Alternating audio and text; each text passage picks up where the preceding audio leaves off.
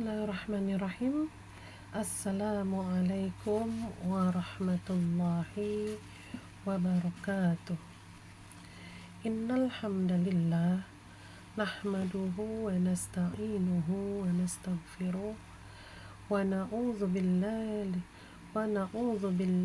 min shururi anfusina wa min sayyiati a'malina. May yahdihillahu fala mudilla lahu wa may yudlilhu fala hadiya lahu. Asyhadu an la ilaha illallah wa asyhadu anna Muhammadan abduhu wa rasuluhu la nabiyya ba'dah.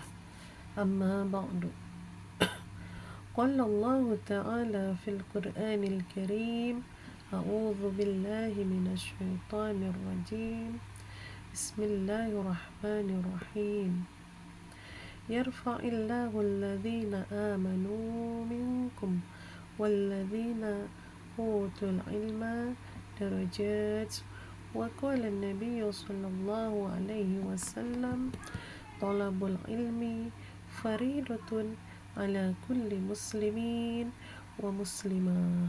Sadaqallah wa sadaqa Rasulullah sallallahu alaihi wasallam. Pemirsa semuanya, mari sama-sama kita mengucapkan puji syukur kehadirat Allah Subhanahu wa Ta'ala, yang mana sampai saat ini kita masih diberikan berbagai macam nikmat, terutama nikmat iman, nikmat Islam, dan terlebih lagi nikmat sehat walafiat, dan juga nikmat panjang umur, sehingga alhamdulillah pada kesempatan siang hari ini, alhamdulillah saya ingin mempresentasikan mata kuliah sosiologi pendidikan. Salawat ma'assalam tak lupa kita haturkan kepada junjungan kita baginda Nabi besar Muhammad sallallahu alaihi wasallam. Semoga kita semua senantiasa istiqomah mengikuti ajaran beliau, dan mudah-mudahan kita semua akan mendapatkan syafaatnya di yaumil qiyamah nanti. Amin amin ya rabbal alamin. Yang saya hormati Ibu Farida Ibu Farida SPD MPD selaku dosen pengampu mata kuliah sosiologi pendidikan. Pada siang hari ini, izinkan saya ingin menyampaikan presentasi tentang sosiologi pendidikan, yaitu dengan tema paradigma sosiologi pendidikan, peran sekolah dalam sosiologi pendidikan, dan peran guru dalam sosiologi pendidikan. Mari kita mulai saja dengan membaca Bismillahirrahmanirrahim. Pengertian paradigma menurut Kamus Bahasa Indonesia, paradigma adalah daftar semua bentuk dari sebuah kata yang memperlihatkan konjugasi atau penggabungan inti dan deklinasi atau perbedaan kategori dari kata tersebut. 2. Paradigma adalah model dari teori ilmu pengetahuan. Dan yang ketiga, paradigma adalah kerangka berpikir. Menurut tokoh Robert Friedrich, beliau mengartikan paradigma yaitu suatu pandangan mendasar dari suatu disiplin ilmu tertentu yang menjadi pokok persoalan atau subject matter yang seharusnya dipelajari. Menurut tokoh Ritzer, paradigma adalah pandangan yang mendasar dari ilmuwan tentang apa yang menjadi pokok persoalan yang seharusnya dipelajari oleh suatu cabang ilmu pengetahuan. Dengan demikian, maka dapat dikatakan bahwa paradigma adalah cara pandang yang membantu seorang ilmuwan untuk merumuskan apa yang harus dipelajari, persoalan-persoalan apa yang harus dijawab, dan bagaimana seharusnya menjawabnya, serta aturan apa yang harus diikuti dalam menafsirkan informasi yang dikumpulkan dalam menjawab persoalan tersebut. Yang kedua, paradigma sosiologi. Menurut tokoh Ritzer, dia memetakan paradigma sosiologi menjadi 3 macam. Yang pertama, paradigma fakta sosial. Durkheim adalah orang yang pertama kali menunjuk fakta sosial sebagai pokok persoalan yang harus dipelajari dalam ilmu sosiologi. Durkheim membagi fakta sosial ke dalam 2 jenis. Yang pertama, dalam bentuk material, yaitu barang sesuatu yang nyata, dapat disimak, dapat ditangkap, dan dapat diobservasi. Yang kedua, dalam bentuk non-material, yaitu sesuatu yang dianggap nyata atau eksternal yang bersifat intersubjektif yang muncul dari kesadaran manusia, seperti egois, marah, altruisisme, dan opini. Dalam paradigma, fakta sosial terbagi dua macam teori. Yang pertama, teori struktural fungsional yang menekankan kepada keteraturan, mengabaikan konflik dan perubahan-perubahan dalam masyarakat. Yang kedua, teori struktural konflik. Teori struktural konflik yaitu dibangun dalam rangka untuk menentang secara langsung terhadap teori fungsionalisme struktural. B. Paradigma definisi sosial. Menurut tokoh Max Weber, sebagai tokoh paradigma, beliau mengartikan sosiologi sebagai suatu studi tentang tindakan sosial antar hubungan sosial. Yang dimaksud tindakan sosial itu adalah tindakan individu sepanjang tindakannya itu mempunyai makna atau arti subjektif bagi dirinya dan diarahkan kepada tindakan orang lain. Secara definitif, tokoh Weber merumuskan sosiologi sebagai ilmu yang berusaha untuk menafsirkan dan memahami atau interpretative understanding tindakan sosial serta antar hubungan sosial untuk sampai kepada penjelasan kausal. Dalam definisi ini terkandung 2 konsep dasar. Yang pertama, konsep tindakan sosial.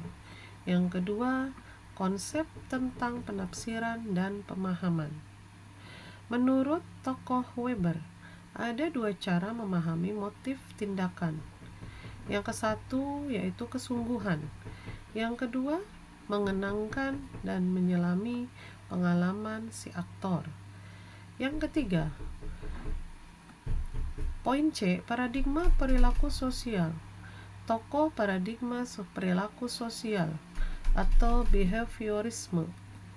Ini adalah B. Skinner yang memegang peran penting dalam mengembangkan sosiologi behavior. Skinner mengkritik objek studi paradigma, fakta sosial dan definisi sosial bersifat mistis, tidak konkret, realistis. Objek studi sosiologi yang konkret, realistis adalah perilaku manusia yang nampak serta kemungkinan perulangannya. Paradigma perilaku sosial memusatkan perhatian kepada hubungan antara individu dengan lingkungannya. Lingkungannya terdiri dari 1. Bermacam-macam objek sosial. 2. Bermacam-macam objek non-sosial. Selanjutnya yaitu tema peran sekolah dalam sosiologi pendidikan. Pengertian sekolah. Kata sekolah berasal dari kata Latin, yakni skole, sekolah, skolai, atau sekolah, yang mempunyai arti waktu luang. Dalam catatan sejarah perkembangan sekolah, bisa dilacak kembali jauh ke zaman Yunani kuno, zaman dan tempat asal muasal kata-kata tersebut. Menurut tokoh Plato dan Aristoteles, adalah orang yang pertama yang meninggalkan catatan tertulis mengenai ruang kelas dan sekolah.